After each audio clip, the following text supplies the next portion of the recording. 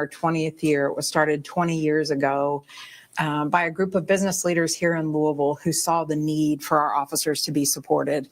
They are out there and they're doing amazing work on the streets, and our board wanted to make sure that they had everything that they needed and to take care of them and their families for such a time as this.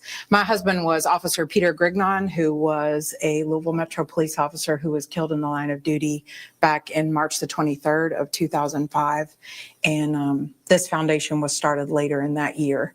And I'm just so incredibly grateful to have the chance to walk alongside our heroes. They take such amazing good care of us in Louisville. They take care of our kids. They see things that no one should have to see and endure things that no one should have to endure, but they do it because they love the job. They love the community. They are heroes.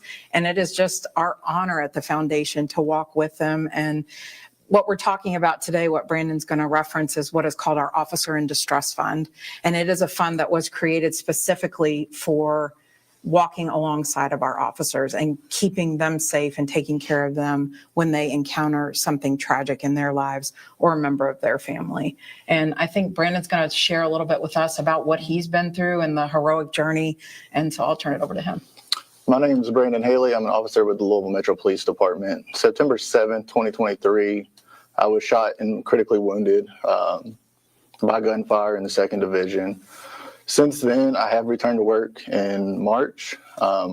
Since day one, Rebecca's been by my side, and today we're here to speak about the Officer in Distress Fund.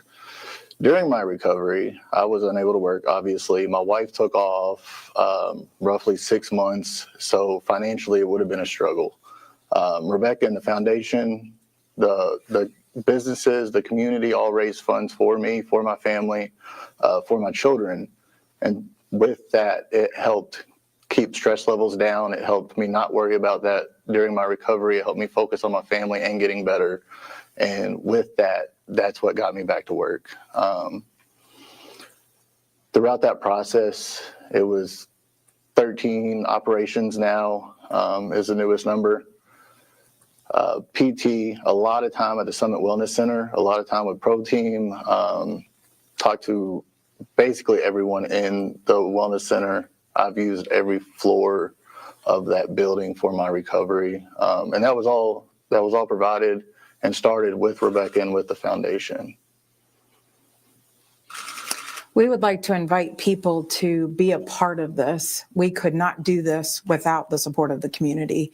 And if you would like to be a part of our Officer in Distress Fund, a lot of people just like to give and they like to make that impact. We're doing something really cool right now. We're celebrating our 20th year by raising funds for Officer in Distress. And so we're raffling a car, which who couldn't use a new car, right? Or if you don't need the car, it's $40,000. It's a $100 ticket. And you can print them out. They're really nice tickets. It's an online purchase. You can put them in people's stockings for Christmas. We're going to draw January the 9th, which is Law Enforcement Appreciation Day.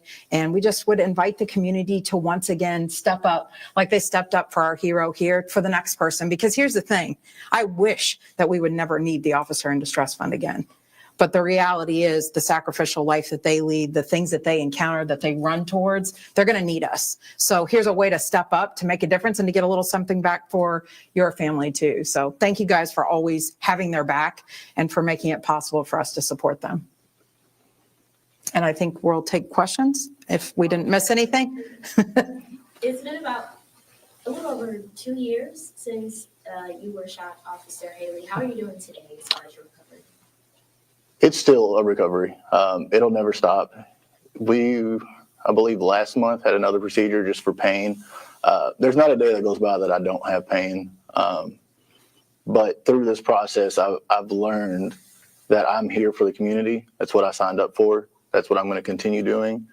So every day that I go to work, we have the same mission, and that's keep people safe, get the streets safer, and just help any victim, help anyone in need. Are you still a patrol officer, Officer Haley? I am. So I came back to work, I believe it was March 18th.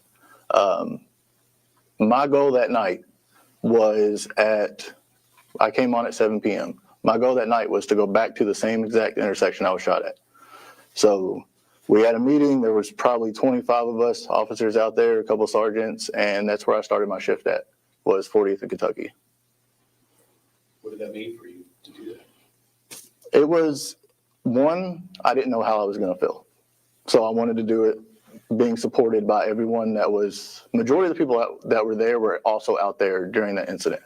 So for me, it was be supported by everyone around me and then overcome something, because I went back to the same area I started at.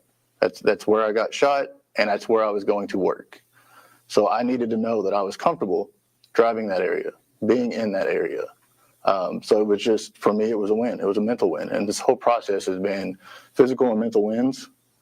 And I wasn't going to stop then, and I'm still not going to stop. Did you feel comfortable doing that, knowing you were supported by your fellow officers and having seen that support while you were recovering at home? Absolutely. They've been there for me. I mean, my friends, coworkers, whatever we call them, they've been there since the incident. They were in there when I was asleep on a ventilator. They were, Saturday nights they were there, and then day one, they're there again. So they've been there through this whole process, and that made it a lot easier. What did it look like that the moments when your shift started? Was there any words said, any hugs, I wouldn't say there was any hugs. You're not going to get all of us hugging. There was a lot of, it's good to be back. I was working in the detective's office a little bit before that. So I've seen them, some of them throughout the day. But I didn't want it to be weird. I didn't want it to be awkward. I didn't want it to be like I was gone 18 months. I want it to be, we all have each other's back. We always have, and we'll continue. So let's get back into it. The Lmpd released body cam footage of what happened to you. Have you been able to watch that? And if so, what was your reaction? I have, thanks to you guys. I remember the first time I seen it, I was actually in the U of L trauma at a follow-up appointment. So I was in the hospital roughly 28 days. It was like 21. I got out for a weekend and then got readmitted. So I was sitting on a follow-up appointment with trauma and with a liver specialist. And I remember hearing over my shoulder, Officer Brandon Haley released from the hospital, and I turned around and it was my body cam being played. So I've seen it quite a bit, actually. And also in that video, we got to see Officer Colin Bellato. Yes, ma'am. Be a hero for you. Can you talk about that a bit? He hates that word. He hates that word. Colin is a well-decorated individual, personally, professionally. His history of where he came before joining the police department. I tell him all the time, like, I wouldn't be here without you, and he honestly tells me to stop talking. He does not take that heroic stuff. He's doing a job. We're all brothers. This is brother and sisterhood between everybody here. But I respect that man dearly. How long have you been with the force?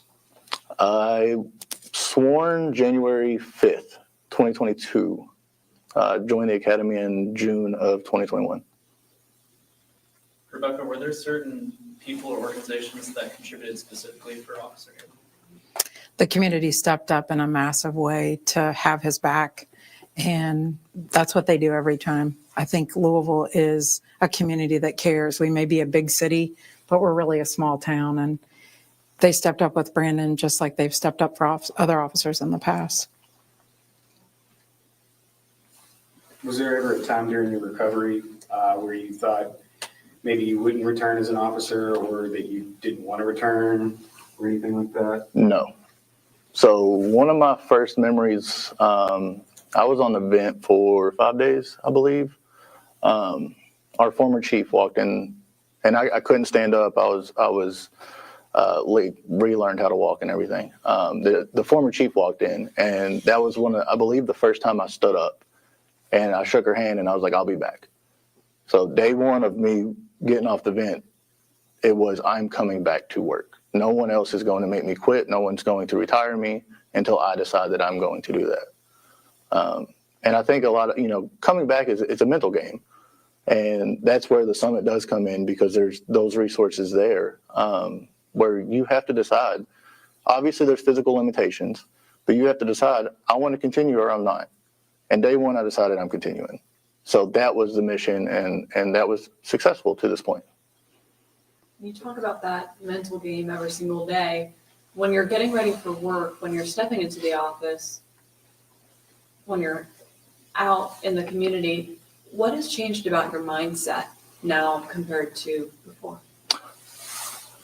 I wouldn't say it's changed a lot. I'll say that I agree that crime's down because there's not near as much of having to just, there's a little bit more downtime. But I don't think it's not changed. It's not, I don't have any like negative personas or anything that's built up from that. It's just, there was a bad situation with a bad individual, and that's what it was. I think something else that we have to realize is Brandon is a hero, and he did this for our community. And all of his brothers and sisters that he was mentioning stand ready to do the exact same thing. They all stand ready to make this sacrifice to run towards danger. And they're all tough like he is. They're heroes, whether they want to talk about it or not. I'll call them that. Thank you for talking to us today. Thank you. Thank you all. Any other questions then? Don't- What you want to say? Please do not forget about the raffle. We would love to have you share the raffle out for us. And It is very beneficial. It is. How do we buy tickets? you just go to our website. There's a QR code. It's all over our social media as well. Like, we just really appreciate you guys. You guys have always been so good to me and throughout all the years. So don't put this on TV, but thank you guys for always having our back and taking care of our officers. We appreciate it. And we'll make sure to follow up with an email. We'll send you guys the QR codes. We'll make it easy for you to get on social media, have